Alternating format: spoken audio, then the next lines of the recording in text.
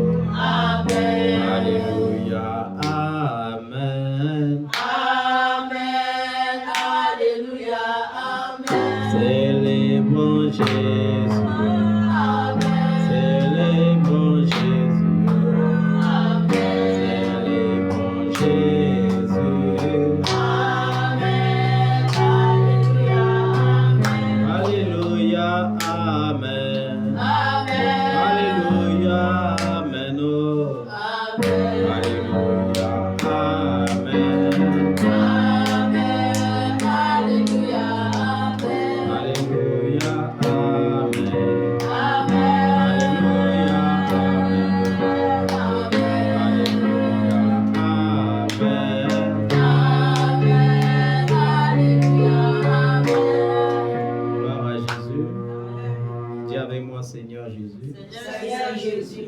Restaure ma joie. Restaure ma joie. Seigneur Jésus. Seigneur Jésus. Restaure ma paix. Restaure ma paix. Seigneur Jésus.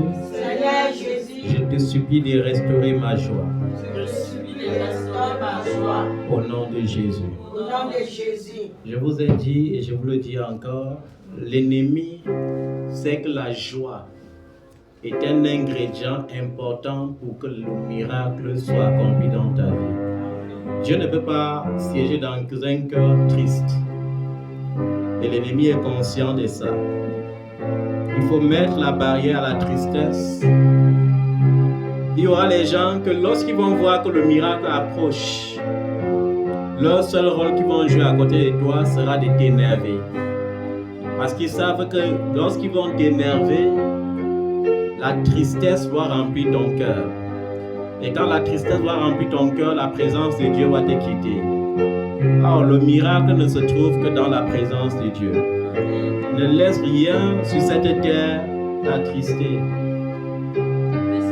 Ne laisse rien sur cette terre t'attrister. Ne laisse aucun événement t'attrister. Ne laisse aucun problème t'attrister. Amen. C'est par exemple comme ce que nous traversons actuellement. On a un événement samedi et nous sommes aujourd'hui mercredi. Et parfois on n'est pas prêt financièrement. Et quand on n'est pas encore totalement prêt, l'ennemi peut passer par des gens que nous aimons. L'ennemi utilise plus les gens qu'on aime. Ce que tu dois savoir, c'est que l'ennemi utilise plus les gens que tu aimes quand il veut s'aimer la tristesse dans ton cœur. Vous savez que face à ces genres d'événements, les gens que tu aimes vont venir, ils vont te faire des promesses. Et quand ils vont te faire la promesse, si tu t'amuses et tu ne mets pas ta confiance en Jésus, tu vas t'accrocher sur leurs promesses.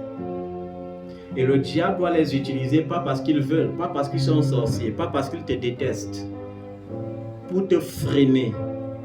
Parce que quand il y a un événement qui va créer un impact, qui va apporter un peu de lumière dans les ténèbres de ce monde, l'ennemi lutte beaucoup contre ça. Et pour qu'il réussisse, parfois, il faut qu'il parvienne à déstabiliser le leader ou à s'aimer la tristesse dans son cœur. Donc il faut savoir ça, que lorsque l'ennemi voit qu'il y a un miracle exponentiel qui arrive, il utilise des gens que tu aimes. Il n'y a rien qui peut te déranger que lorsque tu es dans le besoin et quelqu'un te fait une promesse qu'il n'arrive pas à accomplir. Pas parce qu'il manque les moyens d'accomplir, mais parce que l'ennemi l'emploie pour s'aimer la tristesse dans ton cœur. Dans mon cas, par exemple, quand je vois qu'il y a les pressions qui viennent,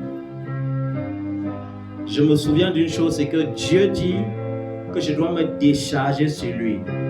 C'est pourquoi à un moment donné, j'ai dit, Seigneur, je n'ai aucune force pour avancer, mais je sais que par toi, j'aurai la victoire. Je sais que par toi, j'atteindrai mes objectifs, quelles que soient les oppositions. Il y a des moments où tu vas une fois t'arrêter et dire, Seigneur, prends le relais. Seigneur, fais-le toi-même. Seigneur, accomplis. Amen. C'est pourquoi j'ai voulu me souvenir du premier livre de Paul aux Thessaloniciens, le chapitre 5. Il y a le verset 16 qui m'intéresse. Et qu'est-ce que le verset 16 dit? Le verset 16 te dit que tu dois être toujours joyeux. Il n'y a aucune circonstance qui va t'attrister. Tu arrives dans un bureau, on t'accueille mal, tu souris. Tu es dans la rue, quelqu'un veut t'énerver, tu souris. Tu dois t'efforcer de toujours garder la joie.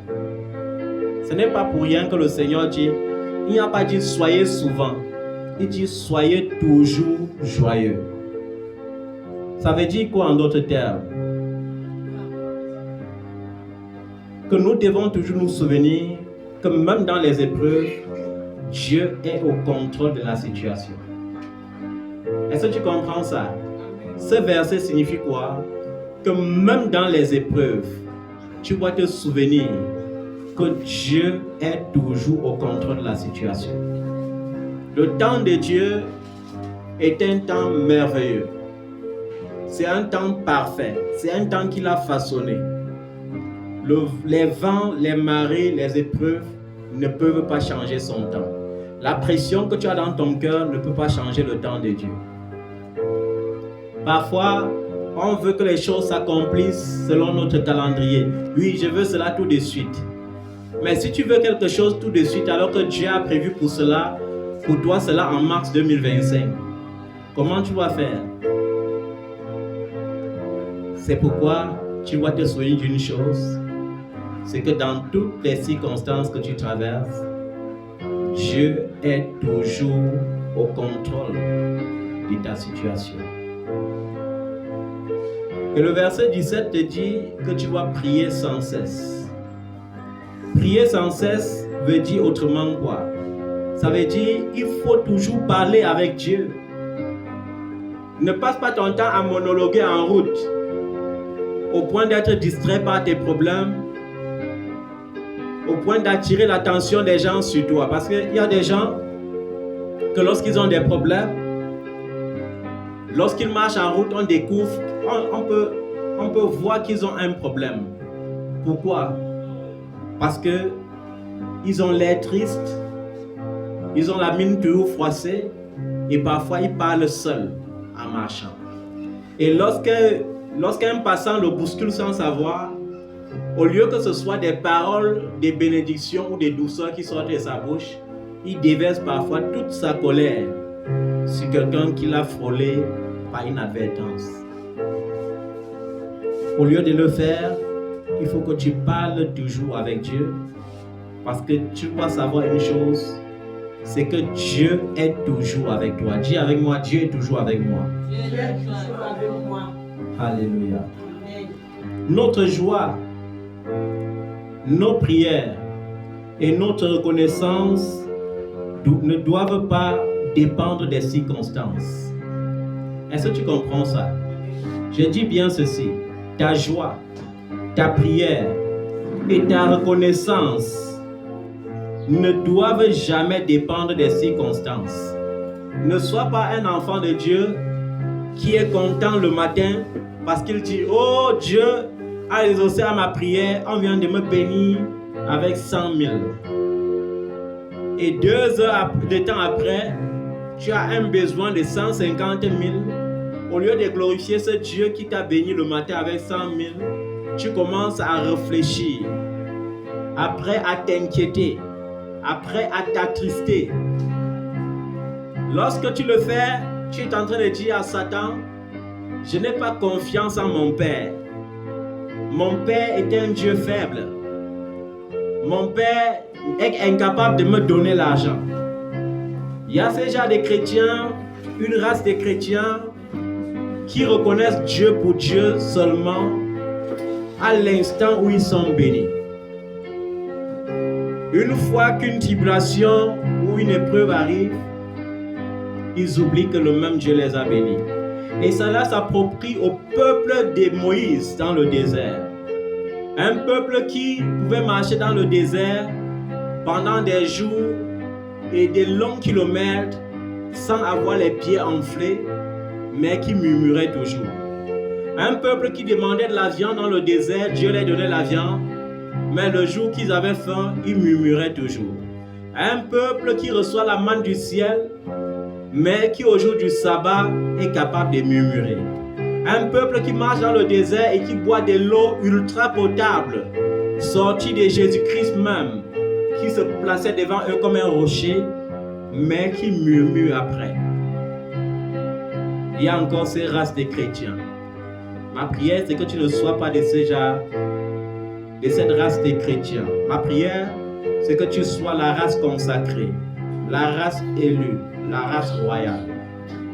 Cette race d'adorateurs qui adorent Dieu en toutes circonstances, en acceptant que Dieu est au ciel et il fait ce qu'il veut.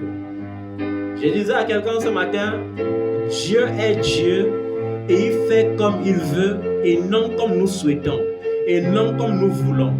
Il fait grâce à qui il veut. Il fait grâce aux païens, il fait grâce aux chrétiens, il fait grâce à qui il veut faire grâce. Dieu bénit qui il veut. Ce n'est pas parfois en le régnant qu'on parvient à croire à son existence. De toutes les façons, même si nous le régnons, la Bible dit qu'il ne peut pas se régner lui-même parce qu'il est éternel. Donc ne sois pas de ce genre de chrétiens qui perd la joie, qui perd l'esprit de prière, qui perd l'esprit d'adoration face aux circonstances. Ta joie, ta prière et ta reconnaissance ne doivent pas dépendre de tes sentiments. Est-ce que tu me comprends bien ce soir? Il faut que tu obéisses à ces 3 commandements. Être toujours joyeux, prier toujours et témoigner toujours sa reconnaissance devant le Seigneur. Quand les jours mauvais arrivent, compte les bienfaits de l'Éternel. En comptant les bienfaits de l'Éternel, en repensant aux exploits que Dieu faisait avec toi autrefois, non seulement tu donnes la honte à l'ennemi, mais encore, tu attires la faveur de Dieu sur ta vie.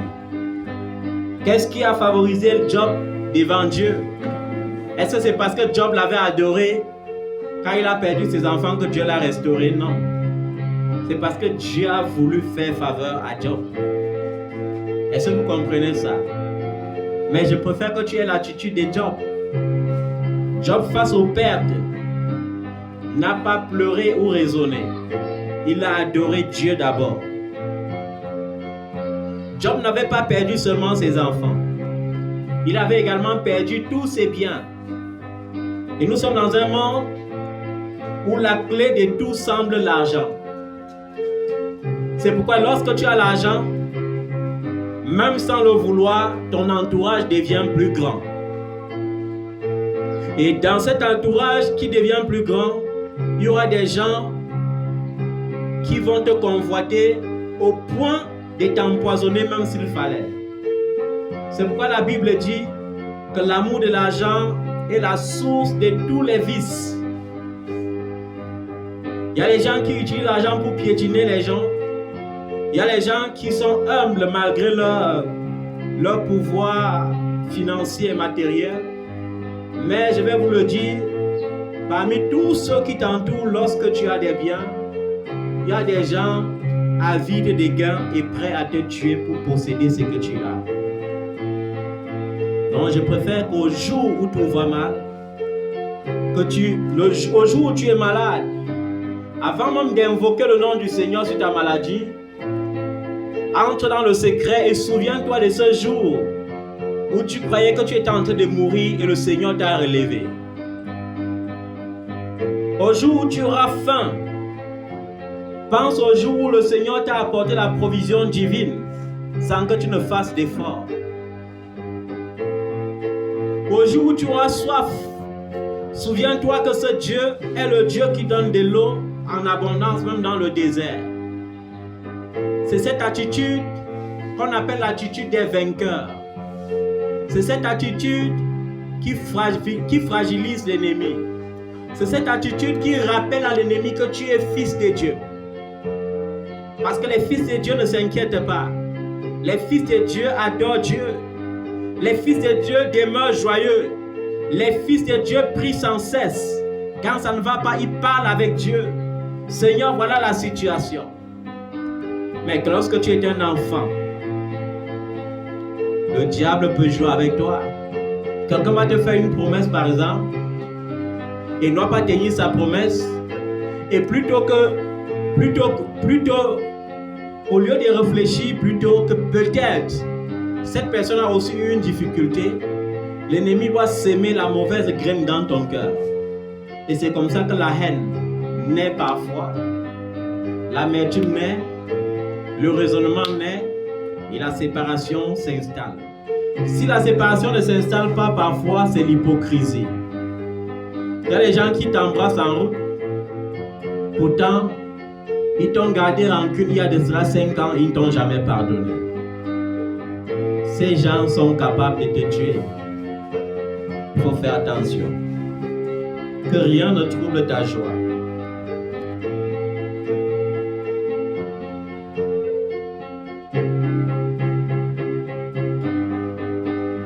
Être dans la joie, prier sans cesse et être reconnaissant nous amène souvent à aller à l'encontre de nos propres penchants. Cependant, lorsque nous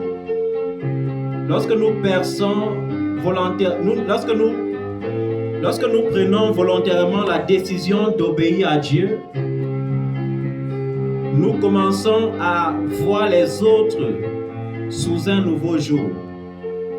Il faut toujours prendre la décision personnelle d'obéir à Dieu.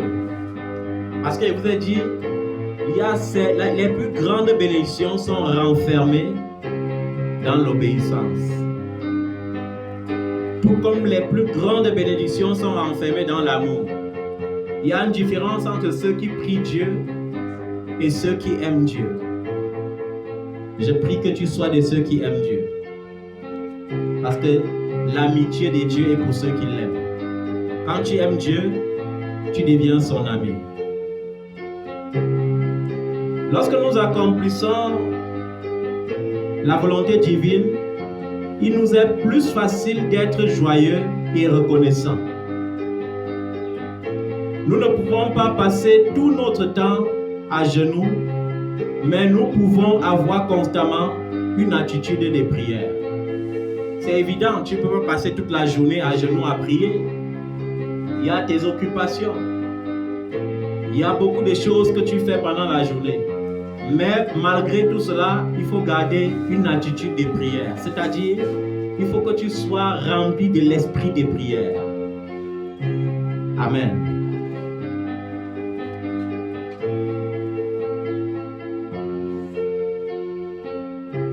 Cette attitude découle du sentiment de dépendance envers Dieu que nous développons lorsque nous prenons conscience de sa présence en nous et décidons de lui obéir pleinement.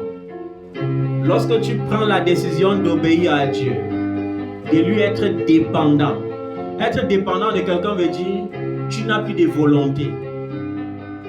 Tu n'as plus quoi? De volonté. C'est sa volonté qui compte pour toi. Cette dépendance cultive en toi la joie. Cette dépendance cultive en toi l'esprit de prière. Cette dépendance cultive en toi l'esprit de reconnaissance. Amen. C'est très important ce que j'ai dit ce soir.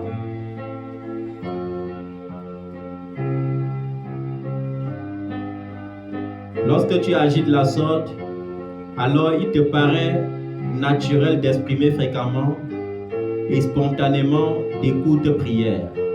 Cela ne remplace pas les moments consacrés de façon régulière à la prière, mais cela est le prolongement ou la prolongation. Parce qu'à côté de cette attitude de prière, il y a ton temps que tu consacres pour Dieu. Il y a des gens qui n'ont plus un temps consacré pour Dieu. Je vais prendre l'exemple de ceux qui passent le temps seulement à écouter ou à suivre les lignes de prière. Ils n'ont pas un temps de consécration dans leur propre prière. Ils ne mènent pas une vie consacrée à l'Éternel. Parce que quoi? Ils sont obligés de sursauter à 3 heures. Je prends la prière de 3 heures ou je prends la prière de 4 heures. Mais quel est ton temps toi-même que tu as consacré pour parler avec ton Père? Il faut être dépendant de Dieu. La dépendance vis-à-vis de Dieu te met en connexion avec le Saint-Esprit. Le Saint-Esprit devient alors le parrain de ta vie de prière. Le Saint-Esprit sait exactement lorsque ton cœur est disponible ou pas. Et il tient compte de ça. Mais lorsque tu vas te réveiller à 3 heures avec un cœur indisponible et suivre une ligne de prière, comment seras-tu surpris par la suite que tes problèmes augmentent? C'est pourquoi il y a les gens qui finissent de faire les replays de prière, mais après ils se rendent compte que leurs problèmes augmentent, leur souffrance augmente, rien ne change. Et le diable veut que ta souffrance s'amplifie au point que pour finir, tu sois même habitué à cela. Parce qu'il n'aime pas les enfants de Dieu qui sont épanouis ou qui jouissent de l'héritage du royaume. Est-ce que vous comprenez ça? Alors parfois il t'habitue à un style de vie, à un modèle de vie. Tu commences à dire que c'est même normal. Il y a beaucoup d'enfants de Dieu qui ont fini par dire que lorsque tu l'entends dire le mariage n'est pas une fin en soi, ce n'est pas parce que le mariage ne le plaît plus, mais c'est parce que le diable l'a convaincu que même rester seul, c'est quelque chose de merveilleux. Il y a beaucoup d'enfants de Dieu qui ont des problèmes d'enfantement. À un moment donné, il dit l'enfant n'est pas une fin en soi, parce que le diable l'a déjà séduit. On l'a déjà tiré dans la réalité, on l'a déconnecté de la vérité. C'est pourquoi l'attitude d'avoir un cœur joyeux, un cœur reconnaissant, un cœur qui prie sans cesse, te pousse dans la joie, à te souvenir des bienfaits que l'Éternel a fait dans la vie de Rachel, dans la vie de Sarah, dans la vie de Ruth. Et ça te pousse à comprendre que Dieu peut intervenir dans ta propre situation. Alors ça te pousse à confesser les vérités devant chaque réalité qui se positionnera devant ta vie. Je ne sais pas quelle est la réalité de ta vie présentement, mais ma prière c'est que Dieu te donne la capacité de confesser sa vérité devant cette réalité. Nous sommes parfois fatigués de prier pour quelque chose ou même pour quelqu'un. D'après l'apôtre Paul, pourtant, nous ne devions jamais arrêter de prier. Il est écrit, persévérez dans la prière, veillez-y avec action de grâce. Veillez-y, c'est-à-dire mettez beaucoup d'accent sur ça.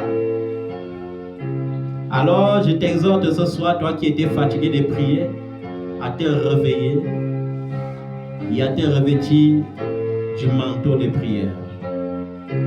Toi qui disais, je ne sais même pas si Dieu m'exauce, tellement j'ai déjà prié, revêt-toi du manteau de la reconnaissance et donne gloire à l'Éternel ton Dieu.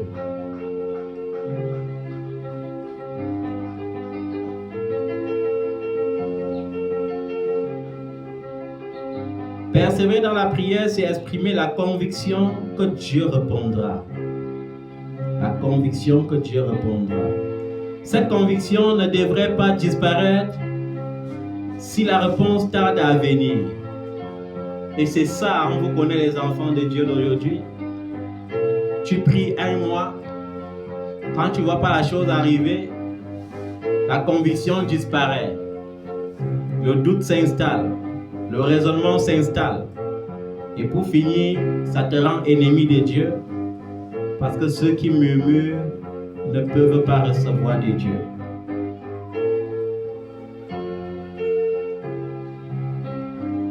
Quand ça tarde à venir, il faut comprendre que le retard peut être le moyen pour le Seigneur d'accomplir sa volonté dans ta vie.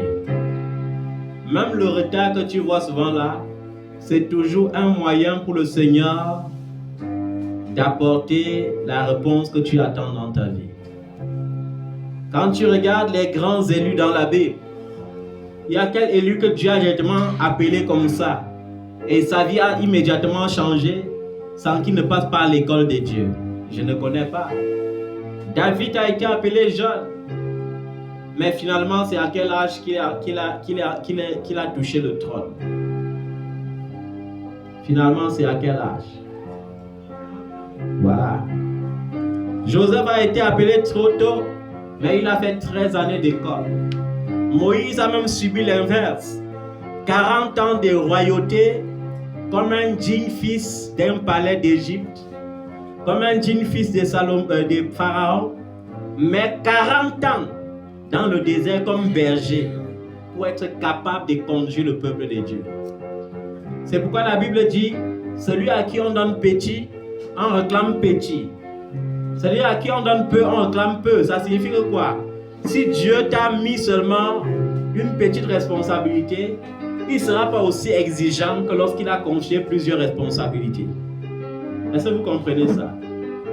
Dans la parabole des talents, on ne veut pas seulement faire ressortir l'ouvrier inutile, mais on veut montrer aux gens l'importance de prendre les talents, de les valoriser pour que ça porte le maximum de fruits possible. Si Dieu a mis en toi le don de guérison et que toi tu passes toute ta vie comme ça, même pour toi, même tu ne pries pas lorsque tu es malade, tu passes le temps à avaler tes paracétamol. Lorsque tu mourras et que tu iras au ciel, est-ce que tu sais que tu rendras compte pour tous ces malades que tu avais négligés? Et les gens lisent la parabole des talents, mais ils ne comprennent pas. Ou bien Dieu t'a destiné à être riche et toi tu dévies et tu choisis le couloir de la souffrance. Alors que Dieu voulait te donner la richesse pour prendre soin de plusieurs choses, pas seulement dans sa maison, mais même dans la société. Parce que l'amour de Dieu s'exprime par les actes. L'amour de Dieu ne s'exprime pas seulement par la parole. Dieu n'a pas seulement dit « je t'aime », mais il a exprimé son « je t'aime » en faisant quoi? En envoyant son Fils unique, en le dépouillant de sa divinité, de sa royauté, en l'envoyant dans un corps semblable à ton corps, un corps de corruption, en l'envoyant dans la boue, en le crucifiant, en le rendant pécheur des justes qu'il était, pour toi. Donc l'amour, je t'aime, en parole, ça ne peut pas égayer un cœur. Lorsque tu dis à un enfant je t'aime en lui donnant un pot de yaourt, il saisit plus vite ton amour. Et je vous ai raconté l'histoire de cet évangéliste qui partait dans une famille pauvre chaque jour pour parler d'un Jésus qui peut donner à manger aux gens. D'un Jésus qui peut changer la condition du pauvre. Et je vous ai dit que cette famille avait à peine un repas par jour. Et l'évangéliste est parti. Le premier mois, on l'a accueilli, il n'y avait pas de problème.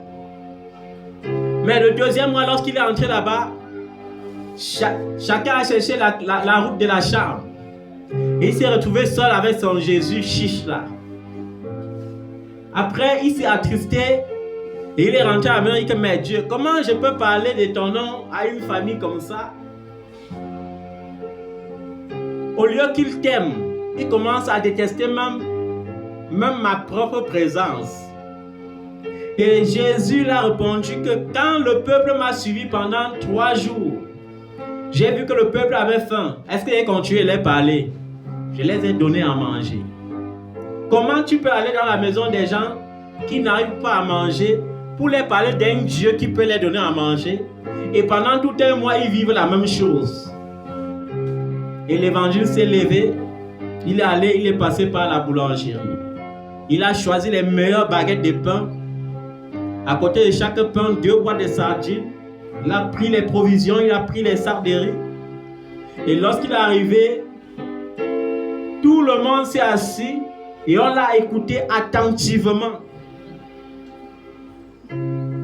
Il a compris que c'était ça la clé. Il faut payer le prix qu'il faut pour sauver les gens.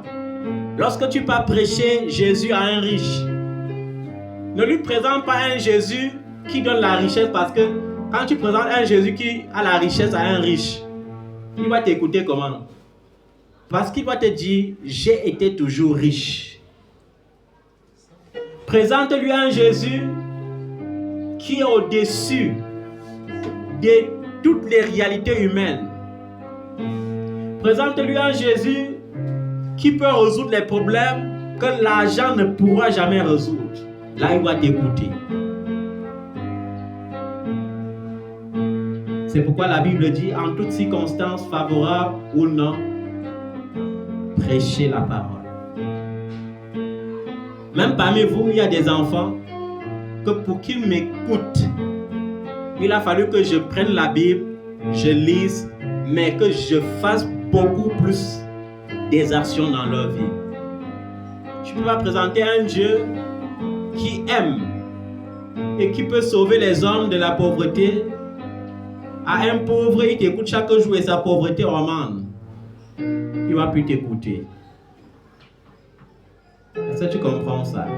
Je ne suis pas en train de vous dire d'aller prêcher l'évangile de la prospérité. Parce que l'évangile de la prospérité, c'est les fausses illusions qu'on vend aux gens. Mais je suis en train de vous dire d'appliquer l'éthique spirituelle, adaptée à chaque situation pour que les âmes soient sauvées. En toute situation favorable ou défavorable, il faut que vous appreniez à demander au Seigneur quelle est la stratégie que je vais adopter. Quelle est la stratégie face à cette situation?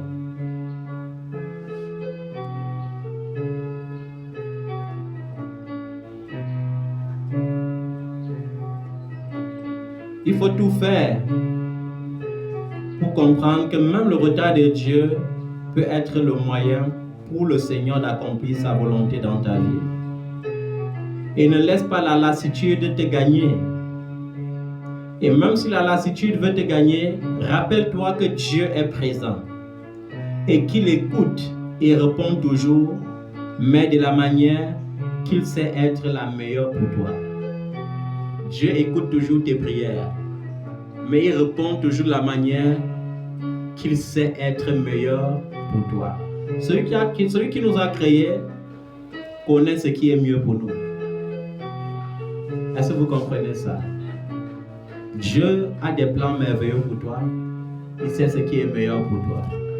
Alors je veux que tu retiennes ce soir que tu dois vivre avec ces 3 ingrédients: la joie, la prière et la reconnaissance.